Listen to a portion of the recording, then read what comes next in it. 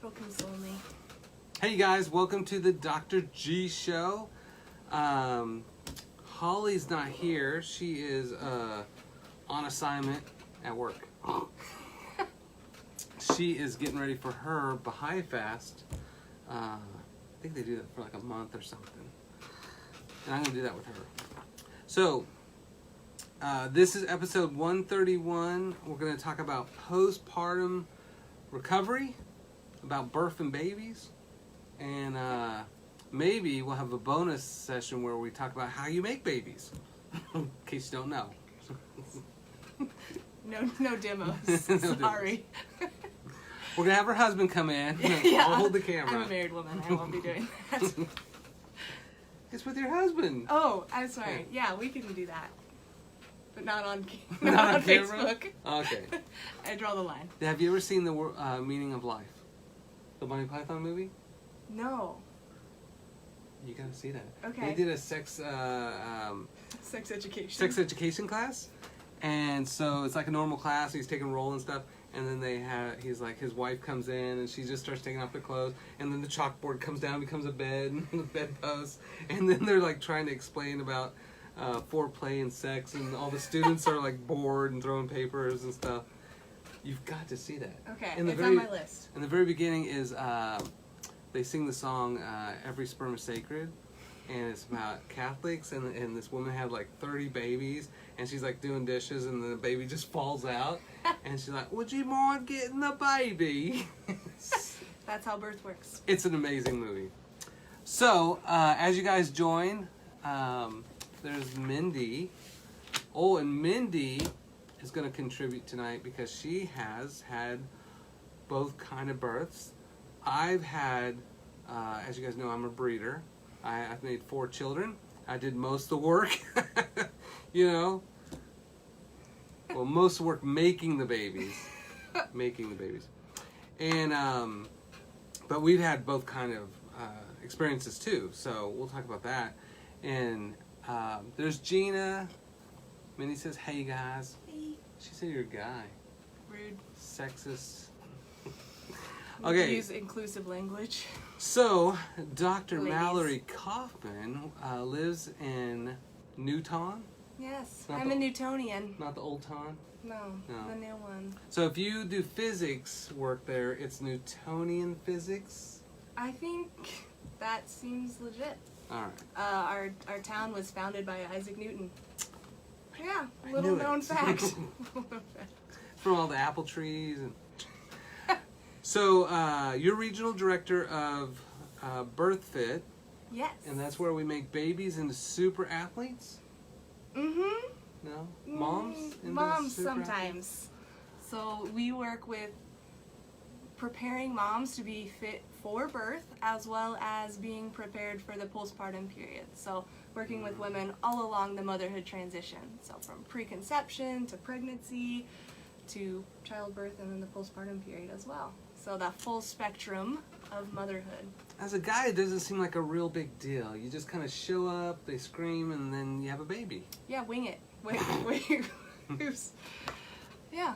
So- that's one technique. One technique. That is the less ideal of the technique strategies. I feel like we have a lot to talk about. A lot. We better get after it. Okay, so as you guys have questions, please post them. And Gina is a Newtonian too. Hey. Yeah. But now I think she lives in Kansas City, so Aw. she thinks she's too good for us because she lives in the Right. city. Probably not even on the Kansas side. She's really abandoning. The Missouri, was it the Missouri side that's worse, or the roads? Well, the Missouri side legalized marijuana. Does that make it better or worse? Wait, what? Yeah, like a couple months ago. Are you serious? Yeah, in the last midterm election, so November. Oh man, I feel like I gotta go to Kansas City. Yeah, get on that Missouri life. Really? That's probably where she moved. Dang. Maybe. So you can just smoke it out in the open? Well, you have to get a card, a marijuana like a doctor? card. I don't think From you the need to government? get from like a driver's license, but a marijuana license. Really? Partake. So Do you have to like prove your residence. Do they have a? Oh, you have to live in Missouri? Mm-hmm. Well, that's some bullcrap now too. Yeah. do they have a heroin license? I think that's going up at the next election. They're voting on that. I heard that and meth are great ways to lose weight and have a lot of energy and get stuff done. A+ on productivity. Yeah. So, we were looking up stats. Well, okay, before we start, tell us a little bit about yourself. Brag about yourself. You were a Wise Woman speaker. I know that. Yeah. Wise Woman Newton, the inaugural event. So I grew up in Newton for 18 years, and then I went to Winfield for 4 years and St. Louis for another 4. So then I came back to my hometown. When I was in St. Louis, I went to chiropractic school, and that's where I really transitioned from my desire to work with athletes to working more with women. And the average person, as silly as that sounds to say. Non-athlete regular people? Yeah, like those people. Because I was working more with athletes at the time as an athletic training student, and it was fantastic to work with people who had like big goals of, you know, more touchdown passes and things like that. But then whenever I started to get into chiropractic school, I realized it was more meaningful for me to work with people who want to pick their grandkids up off the floor, or, you know, be able to do laundry and stay, you know, in non-assisted living and being able to do things for longer periods of time. And that pulled me into the mom life, because mom life is just about as much of an athletic feat as any athlete. And it's 24/7. You don't just show up to practice. Father life is tough too. I don't know. You wearing sweats all day, putting DVDs in the DVD player, coming up with trumped up charges for your kids to be put in timeout while you take naps. Yep, that's true. That is also... That's what I did as a stay-home dad. Yeah. No, it's crazy because I gotta say, I mean, I have four kids that I know about. Some girlfriend contacted me after like 20 years and wrote me a letter, and I was just like, oh my god, I probably have a baby, and then how am I going to deal with this? And then it wasn't that. At least it's 20, so they're an adult. Yeah. No. I was just like, oh my gosh, this is going to be crazy. So, yeah, so, you know, it's a challenge, and like, I think it's pretty underrated, because I was a stay-at-home dad most of the time, and oh my god, just the lack of sleep, and you're just exhausted, and all your routines of like when you were healthy, happy, like I'm a real person, and then now, no, you're just, someone throws up on you and pees on you, you get poop on you, and you have no sleep, and you're just going crazy, and you just want adult conversation at some point. And frankly with me, I just wanted someone not to ask me a question at all. Like, it's just all the questions. I just wanted to cry. Yeah. I really did. There's no personal time or personal space.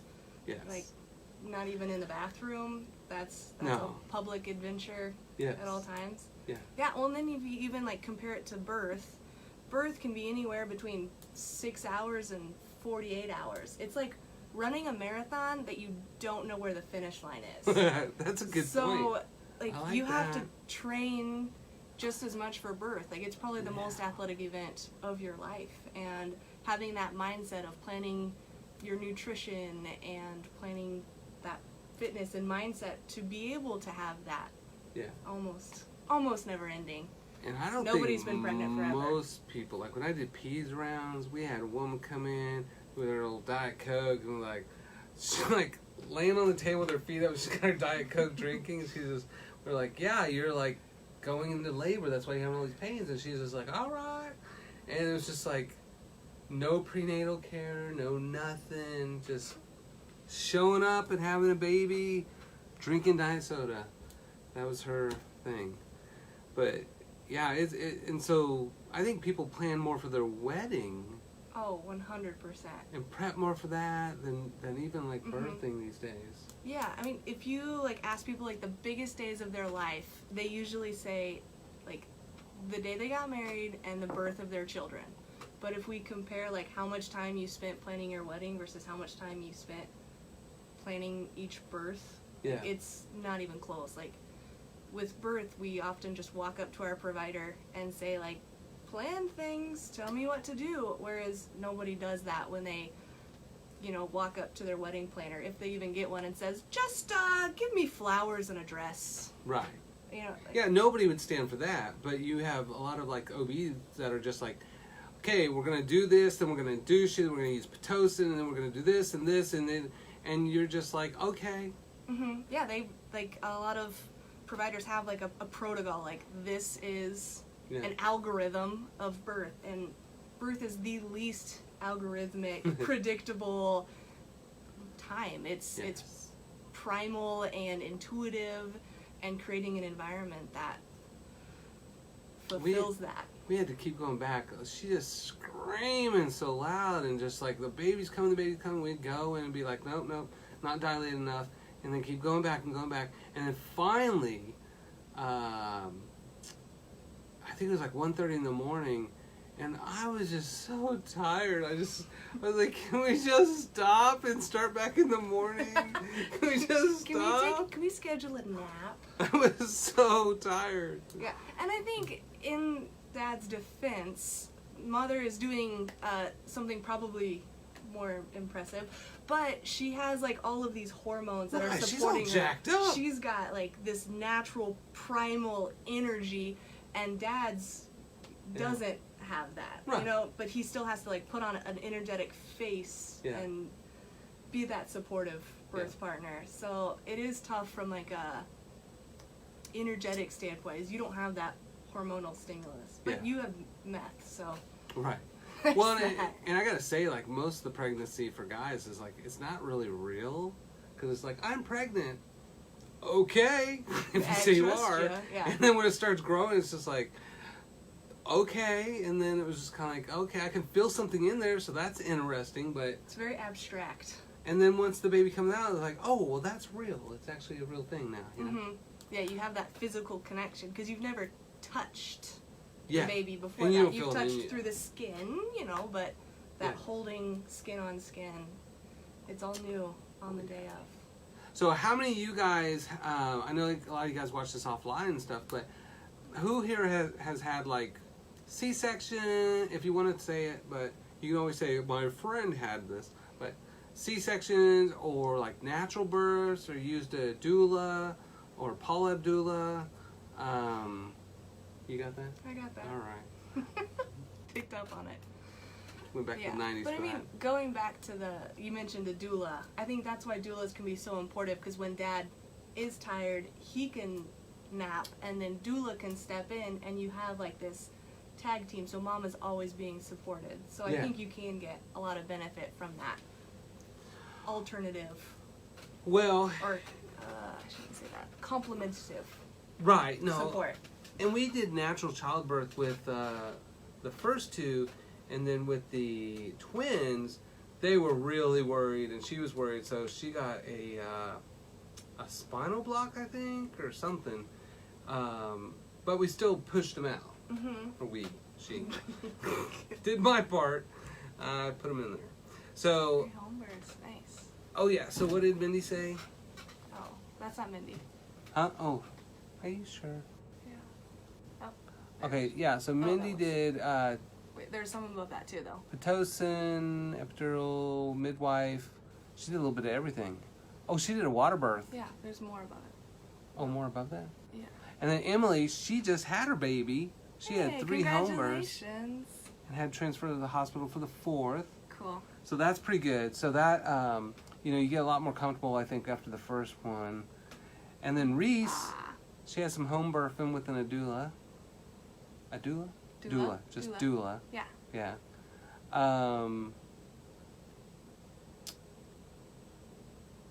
Good. Yeah. So awesome. So water birth and natural birth and Whiff of Pitocin. Yeah.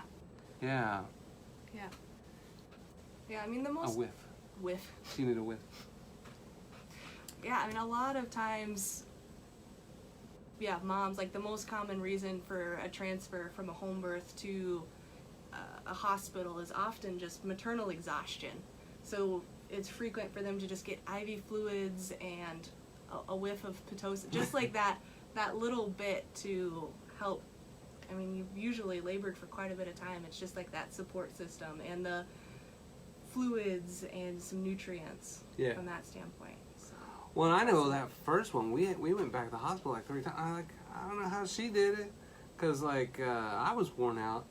But yeah, I mean, that's to sit there and do that, and then she's bouncing on the ball, and they're having to walk, and I can imagine they would peter out pretty fast with that.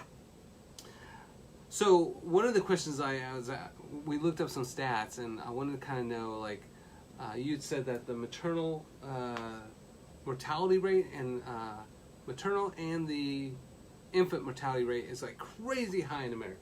Oh yeah, it's the worst of the industrial nations. Or, in American sense, we are the best at infant mortality, the best at maternal mortality in the entire world. We do it the best. We would get a gold medal we're at bigly. the Olympics. We do it bigly. Yes. Yeah. So, don't be downplaying America. It's America. We're the best. We're the fattest country, the sickest country, the most... Okay, sorry. And we pay the most to have all of those abilities. Yeah. That's the craziest thing. And, we don't take care of our moms and stuff. So, we looked up these stats. Which there's some countries that are pretty ridiculous. Bad. Yes. And in 1950, we were number 11 in the world. Not too shabby, right? Yeah. I think we're still under Slovenia. Those god dang Slovaks that are smarter than American kids. And there's some Eastern Bloc piece of crap country from USSR. How are they doing so well, right? And then by 1980, we were 19th, so we almost slipped 100%. And then by 2018 or so, we're 55. 55. And I don't even know if most Americans know, there are 54 other countries, let alone about 200 extra countries. But these are all democratic countries in the world where they have freedom. So yeah. Yeah, it's wild that we spend so much and do so poorly in our model that we have. And we usually say, it's always that kind of mentality of America's the most technologically savvy, we're the best of the best, and everybody else is a third world dirt hole. But yet you have Poland's doing better, Estonia's doing better, Slovenia's doing better, Lithuania, these peasant countries across the Eastern Bloc are doing better than Americans at preventing moms from dying and babies from dying. That's crazy. Mm-hmm. That's absolutely crazy. So why is that? Why do we have the most technology, the most drugs, the best hospitals in the world if you haven't traveled much? Yet we are one of the biggest failures when it comes to maternal and infant health and survivability. Oh, that is a $1 million question, first of all. I would say it's because we treat pregnancy as a disease. It is something that is diagnosed and treated as a pathology of women's health. Yeah. And whenever we come at it from that mindset, we're constantly trying to fix the things and rid your body of the pathology almost. Whereas so many other countries look at pregnancy is normal and natural and a form of health and fertility. And if we have the mindset shift, then we would see a reduction in intervention, because we intervene on disease, but we let normal processes unfold. All right, so I'm going to go a little different step here. Okay. So I just heard on NPR the other day that the Catholic Church used to be very maternally dominated, to where fertility wasn't about a penis, fertility was about the vagina. And so they actually had all these statues in churches with the labias pulled out, so you could see all the structure, because it wasn't this kind of oh, it's a vagina, we shouldn't look at that. It's dude, this is where all life comes from. This is the most powerful organ in the body, because it creates life. And so the church celebrated that at one time. And then they switched over and became more, what's it called, like kind of almost like how Protestants were, where they were just like, oh, we can't look at vaginas, that's crazy, or breasts. So then those are then dirty parts of our body. So they destroyed all those statues, all that history. They destroyed those to rid that from the church. And then around what time period was that? Oh, I don't remember. Like 1800s, 1900s? Probably. It's probably Old. that puritanical time. Okay. You know? And that's the same thing as like fertility, like Isis is not the same as Islam State, but Isis is the goddess of fertility. If you don't know. I was Do you wondering know where that? you're going with that. Do you know that? Isis? Mm-hmm. Yeah. So my friend in Texas, Dr. Leatherman, her name is like Isis something for her, I think, I don't know, some kind of handle that she uses. And so I was just like, that's brilliant, because when ISIS became a thing, then I'm like, Homeland Security's flagging everything you're doing. But she's like ISIS, the Clear your search history daily. That's right. So it won't make you look more suspicious. it used to be that kind of fertility thing that was the power. Like it was and they were talking about on a TED Talk where like even in India, like they don't even tell girls that they're going to have a menstrual cycle. They don't tell them it's going to happen every month. Like it's a big taboo. Surprise. Instead of celebrating that this is a big part of life. In fact, this is where all life starts, is in the vagina. In fact, I tell patients all the time, which I love, is you're sterile inside the womb, and then your first exposure to gut bacteria and external bacteria is your mom's vagina. Your mom's vagina bacteria is all coated all over your face, gets all in your mouth and in your nose and eyes, and inoculates your whole body. Yeah. Mom's vagina bacteria. Yeah, so off of that. So like whenever you look at like, I'm really woo-woo, so I'm going to preface this. But if you look at a lot of like woo-woo literature, it talks about like you lose that inoculation with a C-section. Right, absolutely. So a lot of people, they talk about like swabbing your vagina and like putting it over your nipples like prior to breastfeeding. Oh, no, that's and so good. then they breastfeed with the vagina goodies on it. So you get that same inoculation. Because you can take that sterile gauze and like they pack the vagina with it, have the baby through C-section, and then take that cultured gauze and just you rub it all over in the mouth, nose, eyes, ears, everywhere, as that first inoculation. But then breast, that's a great idea too. Yeah, so that way they're really taking it in to get all the way to the gut. And I think that's because we solely view vagina as sexual organ, not and really breasts. and breasts. So the idea of like taking like a sexual organs, juices, and rubbing on, that's sexual, but it's not. No. It's life sustaining. It's life giving. Yeah. Yeah. Absolutely. Yeah. Yeah, that mindset of the vagina and the breast, like these sexual organs, but they're reproductive organs first. Right. And then they have become. Well, at least a few times in your life. But you don't open up a medical textbook and look for the sexual organs chapter. Right. That's for right. the reproductive organs. And that's what I think it was in anatomy and physiology, or no, is in thoracic abdomen pelvic anatomy class. But it said that the vagina, I think it said the vagina's main purpose is reproduction. I was like, I don't think that's the main purpose. I think sex is more of it, like pleasure. And then once in a while you reproduce. Once in a while. So I was like, if you look at it from a frequency standpoint. Sexual organ. But from a life-giving standpoint. Yeah. Perfect. Which one is going to, propel the species forward? So, Reese says, why not do everything we can to make medical interventions as close to biological norms as possible?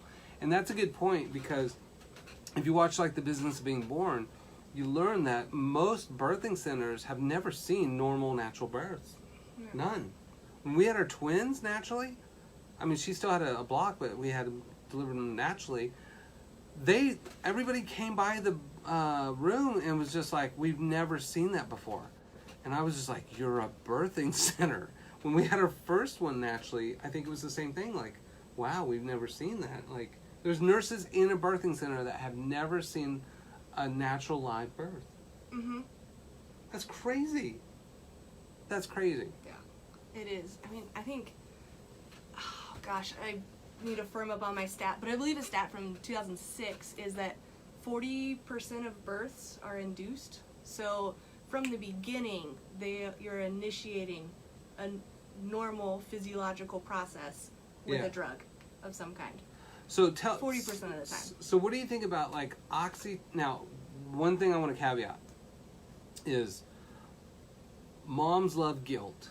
So moms always love not love, but they will always feel guilty no matter what. So if they go left, they probably should have went right. Maybe that's why the kid's not acting right now, because I went left that one time. No. So they always have these guilt complexes built in, which means you're a good mom. So don't worry about that. But anything that we talk about, if you didn't do that thing, it's fine. You don't have to, right? For sure. Whatever you did with what you know and how you feel at that time, that was the perfect right thing at that time, right? So none of this is condemning if you didn't do the perfect one. And like even my ex, like she was just like almost mortified that we had the first two natural, but then the second one she had a block, and I'm just like, who gives a shit?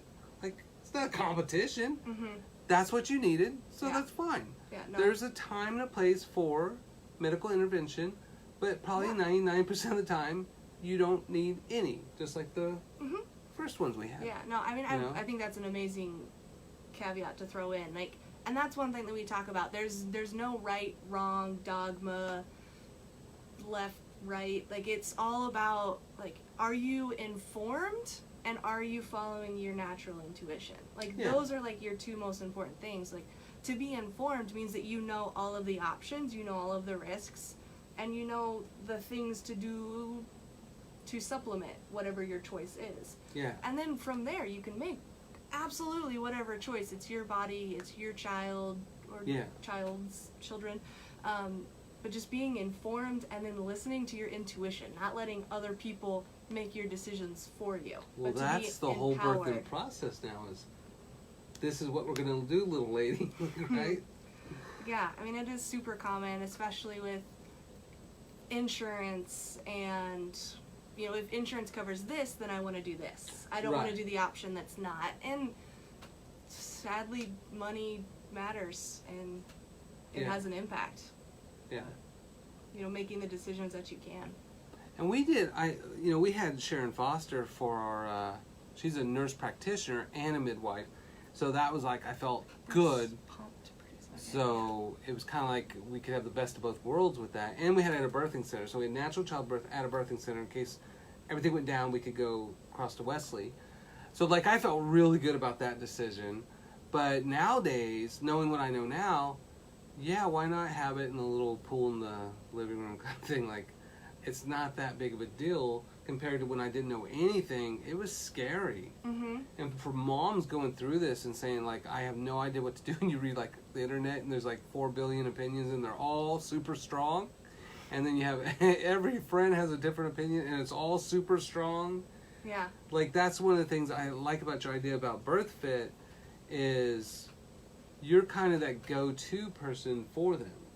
And not in that judgmental way of like, this is what you're going to do. It's, hey, let's figure out what you want to do and talk about those and kind of like working within their comfort zone. Absolutely, yeah. It's all a conversation on your options. And like, are you even aware of all of your options? Because I think a lot of times that isn't discussed. I saw something pass through about the Pitocin versus oxytocin. Right. I saw that scroll through. So, you know, Pitocin is the synthetic form that's given through an IV drip. Oxytocin is the natural form, comes from the noggin, goes downward. You know, there are multiple ways to naturally stimulate oxytocin. She mentioned breast pump. Absolutely. I mean, that's because... Or manual nipple stimulation. Nipple stimulation. Classic, right? Performed by you, your partner, whoever your relationship. We have a volunteer. I'll volunteer. He can be a doodler. That's a thing. Sorry. Is it a real thing? Yeah. Oh man. It's not common. A doodla. A doodla. Yeah, I mean, oxytocin can be stimulated. I mean, it's connection through sex. So like also like just freaking making out, like that's gonna give you that same rush of oxytocin. That's why you hear people talk about sex as an induction method. Yep. Is because you're getting that oxytocin rush, and there's also prostaglandins in sperm. Yep. And so that can also stimulate the cervix to dilate. Bonus. Yeah, so like there's plenty of ways, and then just creating a safe space. So like whenever we feel safe and comfortable and in a supported environment, we release oxytocin. So if you're in an environment where people are running in and out and checking and opening your legs to put their fingers in your vagina to feel things, and like that's not relaxing. Right. Yeah. Generally. So I mean, maybe. I don't know. So you're saying he should be making out with her while they're doing all that stuff? Exactly. Yes. Yeah. Multitasking. It's all so Multitasking. sketchy. It's So, all like, getting sketchy now. So finding ways to like naturally produce that oxytocin to create that safe space and get creative. So interestingly enough, I learned this. So women produce oxytocin by all the intimacy stuff, holding hands, the foreplay stuff, staring into each other's eyes, cuddling, but men produce oxytocin from ejaculation. That's why there's always that kind of difference of like that love hormone is a drug, and so there's a drive for men to basically ejaculate, but women to cuddle and snuggle. Snug. Snug's right. So, you know, that's why, I guess, biologically, why you see that disparity, because they're both chasing oxytocin, which is kind of made in different ways, which is pretty wild. Yeah, different stimulus, so same that, response. So that same kind of thing for, like, if you hold her hand, caress her, love her, snuggle her. Yeah, foot rubs, hand rubs, like, back, just, like, touch. All the stuff that led to this baby in the first place. So we talk about this a lot, actually. So, like, creating the same environment, because you produce oxytocin with sex, and you also produce oxytocin with birth. So, like, creating that same environment that you had sex in for your birth. Like, do you want, like, bright fluorescent lights? Like, is that hot for you? Probs not. So, like, having dim lighting, or do candles, like, make you feel good? Then light some candles in your room. Do you like chocolate? Yeah, why don't they do Eat that? some dark chocolate. Like, creating that same environment. Like, could you orgasm with your mom or mother-in-law sitting next to you? Probably not. Like, You're talking about Kentucky? Maybe. Like, Alabama? does that mean that you love her dearly? Well, whatever. But, like, maybe that's not the best time for her to be in the room with you. Yeah. So, like, creating, like, that same environment because it's the same hormone. Right. So triggering it for a different response. So Marvin Gaye or Luther Vandross? If that's what you get down Some to. Barry White? Maybe not for me, but that's okay. So then someone will be playing like 9 Inch Nails. Maybe. You got any Pantera? Because we were conceived in the back of the same way car. they came in. Heck yeah. Yeah, Well, intimacy and safety, absolutely. Well, and probably, I mean, there's probably, I love first-time moms because they're always just like, I just want me and the doctor in the room. It's like, nope, your vagina is going to be showing to everybody, and like there's going to be like all these people coming in and out, and by the second, third baby, nobody cares. It's just like there's just like people running around. You don't care at that point. You know that it's not this kind of like thing, but you're right. The space is not. It is very medicalese. It's that kind of like, you know, that you're having an operation. Yeah, it's good lighting for I never visualization and things like that. Yeah, like creating that birth environment. That's why birthing centers are such a thing now. Is because people want that ease and the comfort and a fluffy bed instead of hospital cots. So I can just think like every time she screams, like put some dark chocolate from Coco Dolce in there. Oxytocin release. Here's some champagne, baby. Yeah. Or what is it? During 9 months after the Super Bowl, that's when like there's a big baby boom. So putting on the Super Bowl guys, like a rerun. Yep. Is that right? That'll do it. No, actually, when I was in chiropractic school, we take 4 big national board exams, and the number of babies we had after our first national board exam, right? 9 months after. Oh yeah, it's kind of like, well, we're done studying for 5 hours every day. We're celebrating. Nice. And then we had like this rush of we had a baby boom 9 months later. Hospitals won't let mom eat. Yeah. Yeah. Because then they'll poop. Well, the concern is that if you eat and you vomit, then you'll inhale your vomit and asphyxiate and die. Oh, okay. It seems extreme, but that's the thought process. Well, in a country where we're like the best at killing moms in birth, that's probably a big concern. Mm-hmm. Yeah, and I think you kind of bring a good point about like hospitals won't let you eat, and that is a very wide hospital policy. And so knowing what you're signing up for whenever you choose a hospital versus choosing a home birth, like what are your providers going to be apt to educate you on versus educating yourself and being aware of those policies before you're in the middle of labor and freaking hungry because you haven't eaten in 15 hours. And like, what do they feel about like drinking bone broth or what about eating the placenta after the birth? Oh, eating the placenta after? Yeah, do it. Like right after. Do it. I put it over my head and make little eyes and run around scaring people. Yeah, absolutely. Oh, you're just all okay with this? Were you raised with brothers? Yeah, 2 of them. Okay, so that's why nothing I say seems to affect you. You're like, yeah, do it. Assisted. Yeah, and Renee said something about, anesthesia too. Mm-hmm. So if they have to do that, they don't want you eating also. So that's why you head to Chipotle and then the hospital. Yes, lots of nutrient-dense foods, at least as often as you can. Yeah. And that's why, like, knowing, like, what soft foods you can eat. Like, how do they feel about liquids? Can you bring your own, like, nutrient-dense liquid, like a bone broth or something with, like, coconut milk mixed in? So, not the mask. Oh. All right. Oh, but, so I have a patient, they're eating their placenta, but they're getting it put in capsules. Yeah, it's super common to, like, dehydrate it and capsule it. Yeah. And then eat it usually over, like, 3 months or so. Smoothies. Yeah, absolutely. Any of those liquids are typically going to be more accepted by that's cannibalism. Providers. It's cannibalism. No, it's not. It is a life... You're eating a human. It is a life-producing organ. Almost all animals eat it, don't they? Mm-hmm. They get all the nutrients back. Yeah, it's and full of hormones. And hormones. I was going to say, it's an endocrine organ. Yeah, it's all full of progesterone. And so you have like this huge...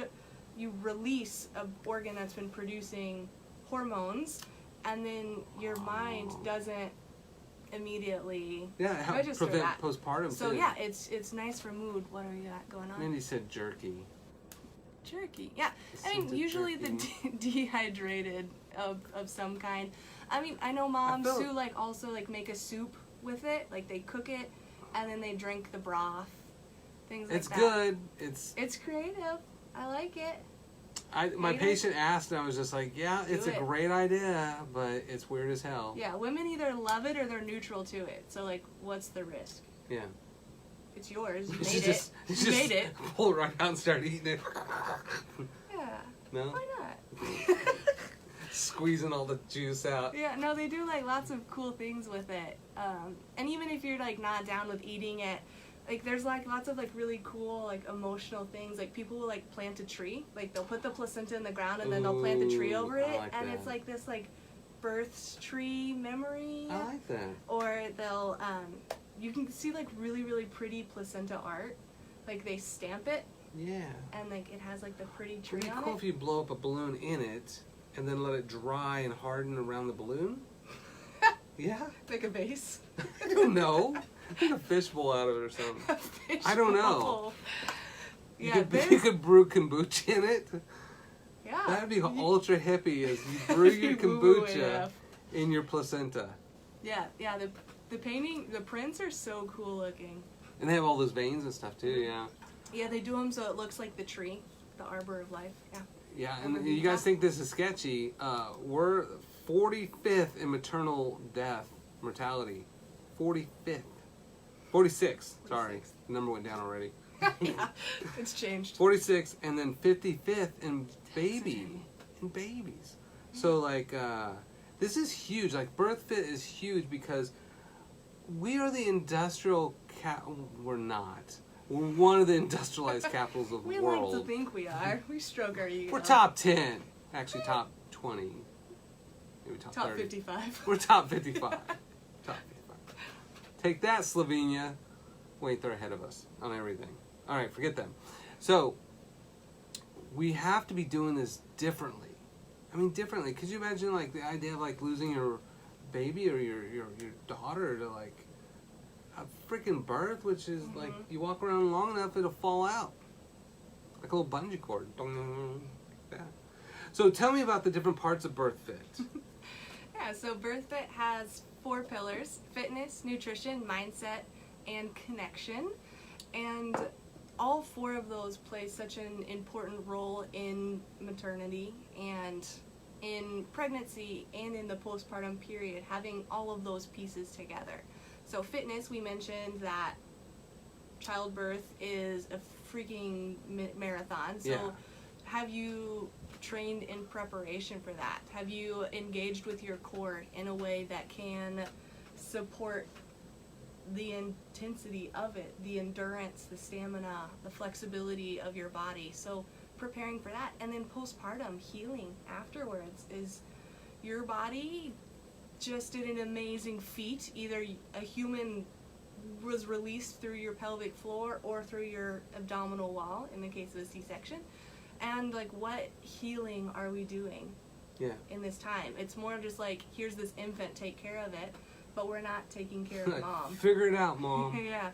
So finding those movements that can heal your body during that time. Tell me what you do with the patients. So like if, say there's a mom that's interested in what you're doing, she just got pregnant,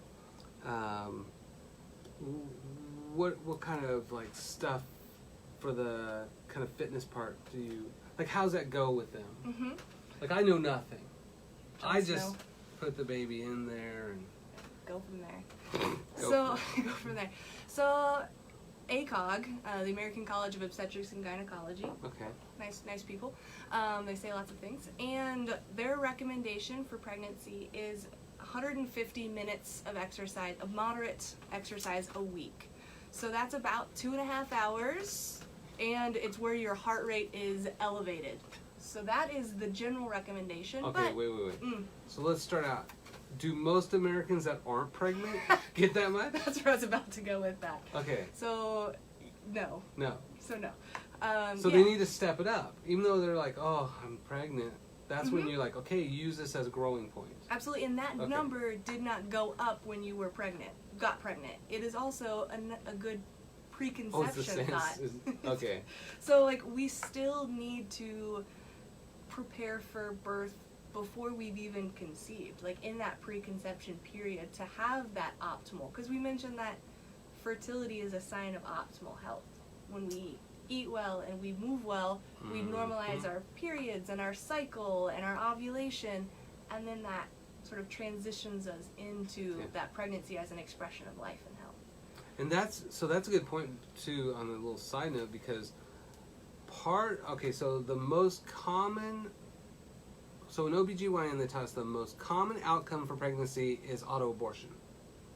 Your body just saying, you ain't gonna have nutrition, you ain't gonna have progesterone, we're just gonna like start, absorb and start over. Yeah, right? 1 in 3 women have a miscarriage. Yeah. Often they don't know it because it was so early. But yeah, absolutely. They also said, I think it was 1 in 400 twins are absorbed by the other twin, so then they have the power of a kid and a baby. Yeah. Yeah. Bonus. So that's where, like, even like you think about, like, we have all these infant mortalities, all these maternal mortalities, but then also even before the baby starts, we have most of them, like, there's not even enough nutrition in most women to really have the fertility. Like 1 in 7 women or couples are infertile. Mm-hmm. You know. Yeah, 1 in 10. I've heard that 1 in 10 couples are. Yeah, I think it's gotten worse. Probably. That's our trend in America. Not me, because I'm a breeder. I even make them by the 2s. Bonus. All right. So the fitness, absolutely, in the preconception time, in preparing, so getting those stores in your body prepared, and then within pregnancy, movement helps you to prepare for that whole process. Because whenever we become pregnant, our body changes. In case you didn't. Is that right? Yeah, a little bit. Little changes. Things happen with our blood vessels change, our blood volume changes, our heart has to accommodate different things, and exercise helps the body better accommodate for those changes. Yes. Well, and especially, okay, so you think like even positional wise, most Americans, I would say, have pretty weak abdomens, pretty weak pelvic floors, right? And then they don't put the person where the gravity's making the baby fall out. They lay them back like this, so you have to push up against gravity, and you already have this weakened state, right? Often, yeah. Yeah. So I think fitness, that's got to be huge, because it seems like such a benign thing, but like a lot of docs will never address that, and often they'll say, well, don't do a whole lot. Yeah, don't lift over 10 pounds, but then they give you an infant that weighs 8 pounds plus a 40-pound infant carrier. Right. So they're like, don't lift over 10 pounds, but please carry this 50-pound apparatus. Yeah. Which doesn't seem likely. So fitness is huge, and then nutrition, that seems like it has something to do. So the whole we had Yogi Saka on here, who's now back in India. But he said, and I guess I kind of knew this, but I never heard it conceptualized this well, but he talked about like every single tissue in your body was once food. Yeah. And so like that whole entire baby is food. Mm-hmm. Like every... It's cool. It's a cool thought. Isn't that weird? Yeah. Like the food you ate became a whole baby. Yeah. Isn't it like your body turns over every like 7 years? Oh yeah, like every cell. So like what you've eaten in the last 7 years is making you. That's right. What I ate 7 years ago is my body now. Now this arm's Chipotle. And this one is Veganase. So tell me what you do nutritionally, like with patients. So with nutrition, definitely recommend working with some kind of functional medicine practitioner. I don't know if you're supportive of that. I'm anti-nutrition. Anti-nutrition. Yeah. Cool. So finding that person, even getting one of my first steps that I did in the preconception period is I went and got blood work. So I wanted to know what my hormones were like, what my vitamins were like where are my levels? Because if I'm trying to create a human from a depleted source, it's going to be a lot more difficult. And if you look at moms during the first trimester, food is freaking hard. Because you're nauseous all the time, you have these weird cravings. So not only are you trying to up your reserves, you feel like shit. So instead, again, priming your nutrition, so that way you're fueled, and you can only know that definitively through blood work. Yeah. Personally, but you can make some generalizations. Eating colorful, eating fats and proteins and. Well, so you also have to kind of undo all these fad diets that people are doing too, because they might, I want to slim down for my pregnancy so I don't gain too much weight, and then they do crazy stuff. Yeah, it's ridiculous. Do you see that a lot? We see it a lot on the postpartum period of I want to get my pre-baby body back. Which blows my mind. You produced a human from your body, but you don't want that body. You created life. Yeah. But and you can't unbirth a child, so you will in theory never technically have a pre-baby body. Yeah. But just loving yourself for who you are, for where you are, and then making the choices every day. Rocking stretch marks. It's a badge of honor. Heck yeah. It's a badge of honor. You worked hard for those. That's right.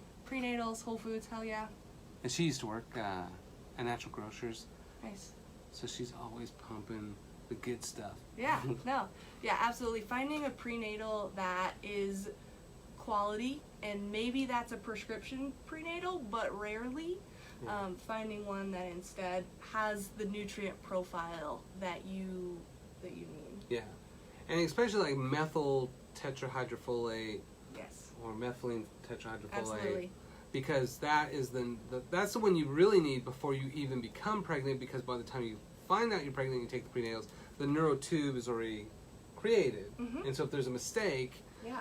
so like my little nephew, his brain was born on the outside, and so that's that neurotube. It wasn't sealed up all the way, and so that's where if you think like I'm in fertility kind of phase, making sure you're probably taking it, and birth control has depleted the hell out of that.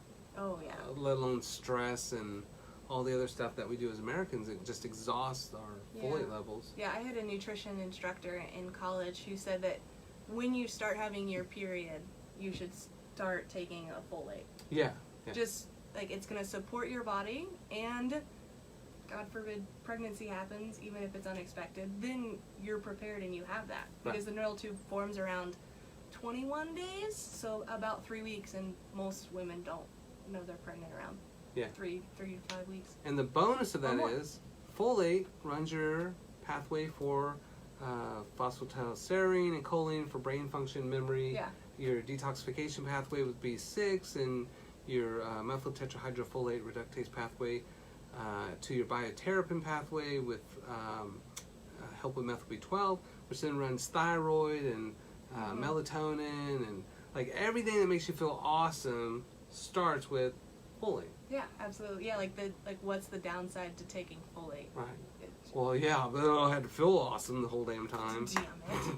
I'll Right. have energy and I won't have excuses not to go out. That's right. Sorry, I'm tired. No. Lots of big words. Oh. Yeah, absolutely. So yeah, nutrition in that pregnancy with the prenatal, and I would even recommend from about 3 months prior to trying to conceive all the way up to completing breastfeeding is the best time to be on a prenatal. So you might be on a prenatal for 3 years. So it's kind of a wonky title for calling it a prenatal, but yeah, finding like that 3 year or more span depending on your breastfeeding preferences. Yeah. So that's a huge one. And getting the right kind makes a huge difference, because there's like a lot of crap out there. Yeah, a lot of prescription prenatals have folic acid in them and nonsense stuff. Yeah. Nonsense, synthetics. So nutrition's huge, fitness is huge. And then what about mindset? That's crazy talk. Yeah, mindset. I love mindset. So mindset we can kind of break into 2 subcategories, into mindfulness and into education. So are you, mindful of your body, of your breath, finding a breath work preference or activity? Like, are you connecting with your core? So we breathe into our core, which is breathing our breath into and around our child. So it's a connection leading into the 4th pillar, but having that time to get in touch with yourself, and then also like addressing your fears and some of your worries. Like, are you afraid of tearing? Are you afraid of a hospital transfer? Are you afraid of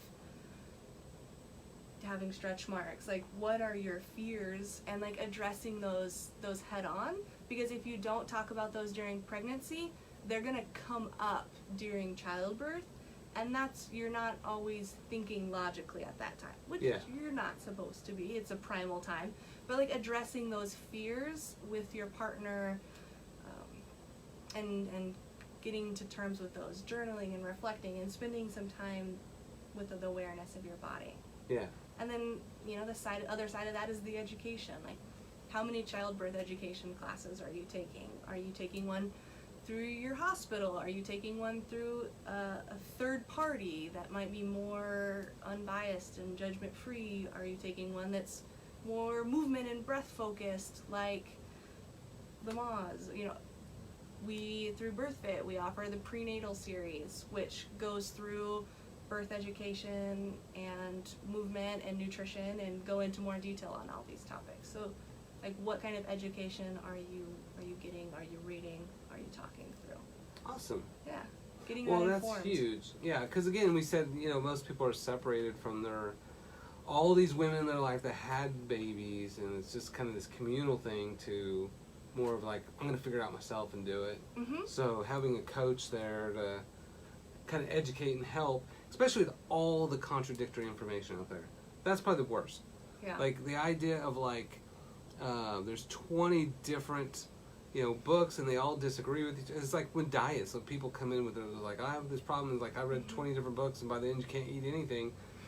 You're just like, I don't know what the hell to do, right? Yeah. So have someone be able to just like submit and be like, just tell me what to do, and that's awesome.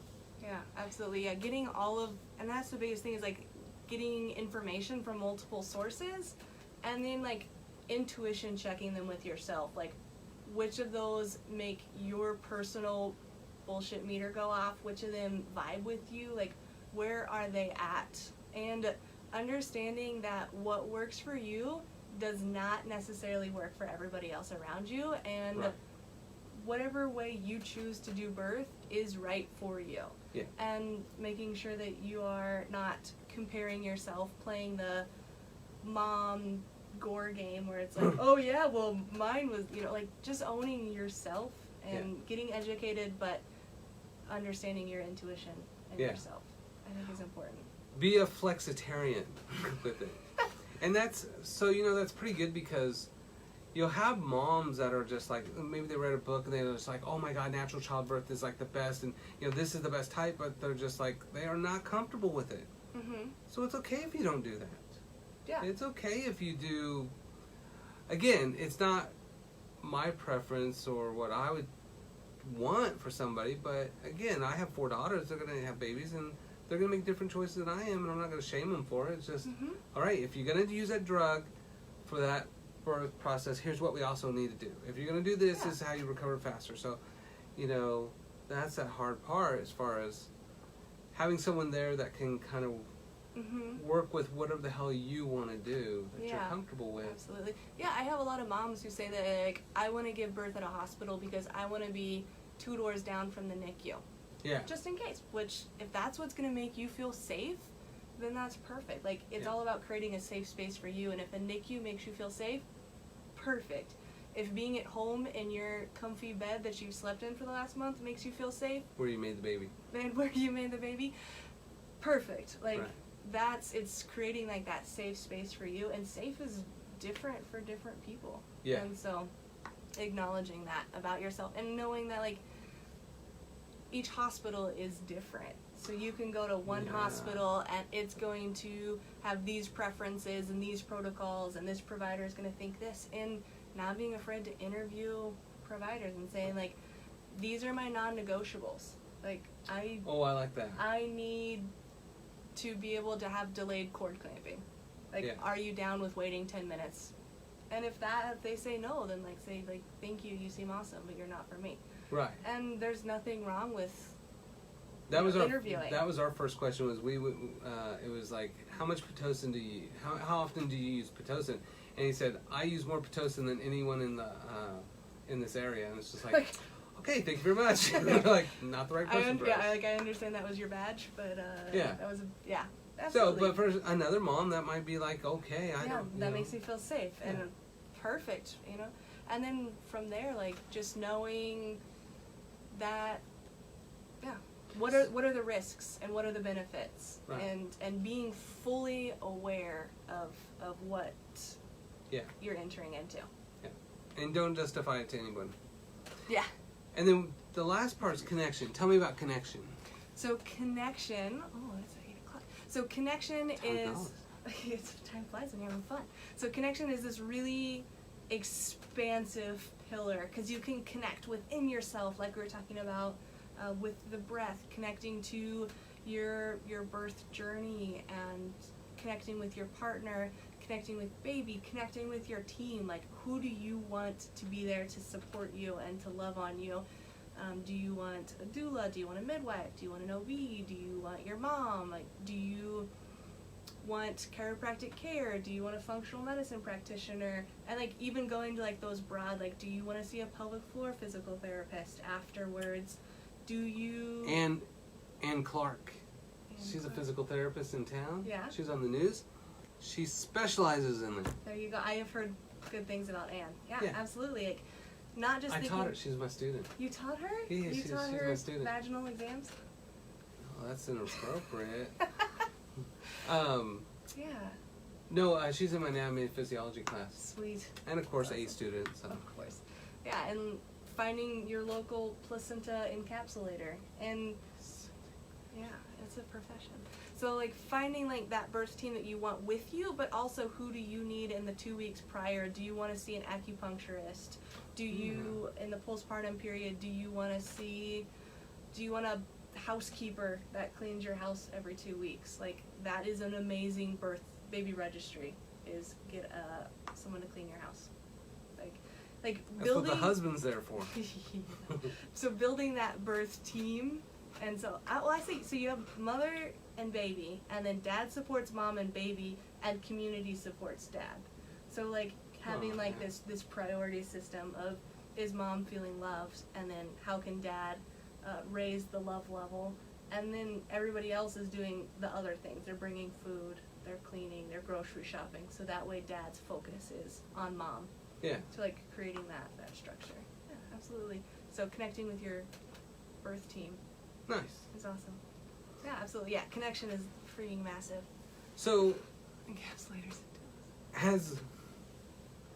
Postpartum doulas. Yeah, absolutely. Like that is one of my passions that I'm wanting to expand on is doing more of a postpartum doula, where it's basically like this woman or doula who is just like there, who just shows up and does like what is that support system for mom. If dad has to go back at 1 week or 2 weeks, having that person who's there to do whatever mom needs, guide him in a meditation, guide him in a movement flow, hold baby so she can nap, having that postpartum doula support is huge.